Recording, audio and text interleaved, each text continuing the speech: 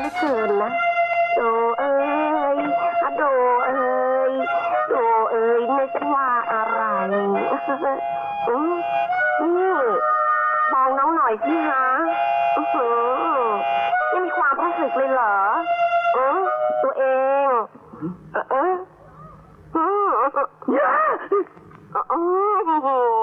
มองแล้วเสียวไปทั้งตัว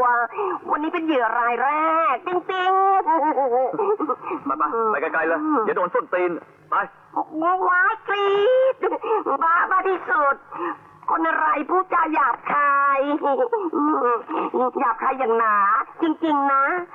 จะไปดาวประจำที่นี่นะยาเปลี่ยนใจแล้วว้าว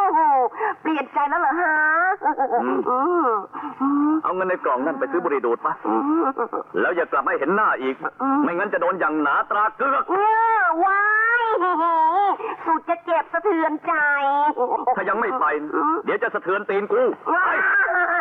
โดเอ้ยโดเอ้ยนึกว่าโดนจีน